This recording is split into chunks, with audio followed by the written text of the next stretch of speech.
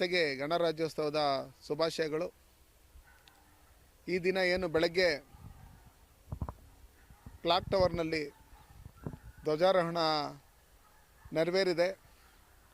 ಇದು ಸುಮಾರು 74 ವರ್ಷಗಳಿಂದ ಕೋಲಾರ ಜನತೆಯ ಒಂದು ಕನಸಾಗಿತ್ತು. ಇಲ್ಲಿ ಯಾವುದೋ ಒಂದು ಕಮ್ಯುನಿಟಿಗೆ ಸೇರಿದಂಥವರು ಅದನ್ನು ಸ್ವಂತಕ್ಕೆ ಬಳಸ್ಕೊಂಡು ಅಲ್ಲಿ ಗಣೇಶೋತ್ಸವಕ್ಕೆ ಮೆರವಣಿಗೆಗೆ ಬಿಡ್ತಾ ಇರಲಿಲ್ಲ. ಬೇಕಾದಷ್ಟು ಕೋಮುಗಲಭೆಗಳಾಗಿ ಅಲ್ಲಿ ಲಾಠಿ ಚಾರ್ಜು, ಗೋಲಿಬಾರು, ಕೊಲೆಗಳಾಗಿರ್ತಕ್ಕಂಥದ್ದು ಉದಾಹರಣೆ ಇದೆ. ಈಗಿರ್ತಕ್ಕಂಥ ಸಂದರ್ಭದಲ್ಲಿ ಭಾರತೀಯ ಜನತಾ ಪಾರ್ಟಿ ಸರ್ಕಾರ ಏನು ಕರ್ನಾಟಕ ರಾಜ್ಯದಲ್ಲಿ ಬಂತು, ನನ್ನನ್ನು ಲೋಕಸಭಾ ಸದಸ್ಯನಾಗಿ ಆಯ್ಕೆ ಮಾಡಿದಂಥ ಜನತೆಗೆ ನಾನೊಂದು ಮಾತು ಕೊಟ್ಟಿದ್ದೆ, ಕ್ಲಾಕ್ ಟವರಲ್ಲಿ ಭಾರತ ಧ್ವಜನ ಆರಿಸ್ತೀರಿ ಅಂತೇಳಿ.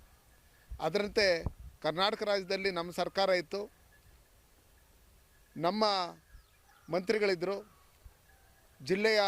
ಜಿಲ್ಲಾಧಿಕಾರಿಗಳು ಮತ್ತು ಪೊಲೀಸ್ ಇಲಾಖೆ SP ಅವರು ಎಲ್ಲ ಒಟ್ಟಿಗೆ ಸೇರಿಕೊಂಡು ನಮ್ಮ ಒತ್ತಾಯದ ಮೇರೆಗೆ ಸರ್ಕಾರನೂ ಅದಕ್ಕೆ ಒಪ್ಕೊಂಡು 74 ವರ್ಷಗಳ ನಂತರ ಅಲ್ಲಿ ನಾವು ಧ್ವಜಾರೋಹಣ ಮಾಡಿದಿರಿ.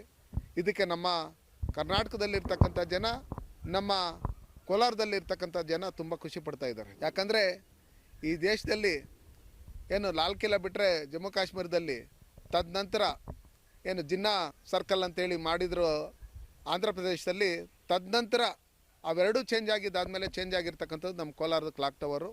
ಅದಕ್ಕೋಸ್ಕರ ಈ ದೇಶದಲ್ಲಿ ಇರ್ತಕ್ಕಂಥವ್ರು ನಾವೆಲ್ಲ ಭಾರತಾಂಬೆಯ ಮಕ್ಕಳು, ನಾವೆಲ್ಲ ಒಟ್ಟಾಗಿ ಒಗ್ಗಟ್ಟಾಗಿ ಇವತ್ತು ಯಾವ ರೀತಿ ಹಿಂದೆ ಡಾಕ್ಟರ್ ಬಾಬಾ ಸಾಹೇಬ್ ಅಂಬೇಡ್ಕರ್ ಈ ದೇಶಕ್ಕೆ ಸಂವಿಧಾನ ಕೊಡೋಂಥ ನಿಟ್ಟಿನಲ್ಲಿ ಯಾವ ರೀತಿ ಕೆಲಸ ಮಾಡಿದರು, ಸರ್ವರಿಗೂ ಸಮಪಾಲು ಸರ್ವರಿಗೂ ಸಮಬಾಳು ಅಂತ ಅನ್ನೋ ನಿಟ್ಟಿನಲ್ಲಿ ಸರ್ದಾರ್ ವಲ್ಲಭಾಯ್ ಪಟೇಲ್ ಅವರು ಯಾವ ರೀತಿ ಈ ದೇಶವನ್ನು ಏಕೀಕರಣ ಮಾಡಿದರು, ಮತ್ತು ಭಾರತದ ಏಕೀಕರಣಕ್ಕೋಸ್ಕರ ಪ್ರಾಣವನ್ನು ಕೊಟ್ಟಂಥ ಪ್ರತಿಯೊಬ್ಬರಿಗೂ ನಾನು ಸ್ಮರಿಸ್ಕೊಳ್ತಾ ಎಲ್ಲರಿಗೂ ಒಳ್ಳೆಯದಾಗಲಿ.